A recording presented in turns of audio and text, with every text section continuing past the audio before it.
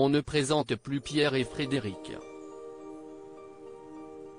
Les fans de l'amour et dans le pré savent qu'ils ont eu un véritable coup de foudre l'un pour l'autre en 2012 lors du tournage du programme. Depuis, ils ne se sont plus jamais quittés et ont même formé une famille avec la naissance de leur fils Gabriel, 8 ans. Frédéric s'est par ailleurs très bien adapté au style de vie de son agriculteur, travaillant à ses côtés pour vendre leurs produits et en lançant leur maison d'hôte.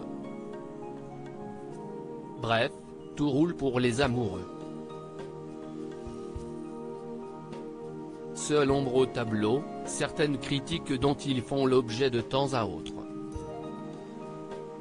Invités du podcast de Télé Loisirs, Parents d'abord, Pierre et Fred ont reconnu subir le côté néfaste de leur notoriété lorsque celle-ci impacte favorablement leur carrière professionnelle. La critique que l'on reçoit, ce n'est pas de mettre en avant notre vie privée, si est de dire ils font du business. Ce que je rappelle toujours, si est que l'on était d'abord des producteurs fermiers qui faisaient de la vente directe. On ne va pas se cacher, n'importe qui ouvre un parasol avec une table sur un marché attend que le chaland s'arrête.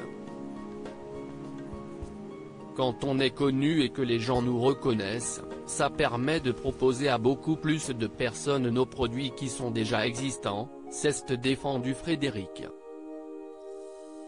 Si la maman de Gabriel a au départ été touchée par certaines remarques désobligeantes de la part d'internautes comme de la part de clients, elle explique n'avoir désormais aucun mal à répliquer, contrairement à Pierre, un peu plus sur la réserve.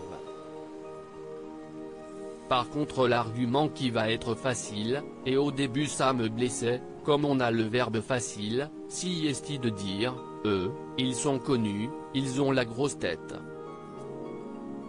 Si est presque comme si les gens avaient une légitimité de vous dire qu'il faut que vous vous taisiez car vous êtes connu.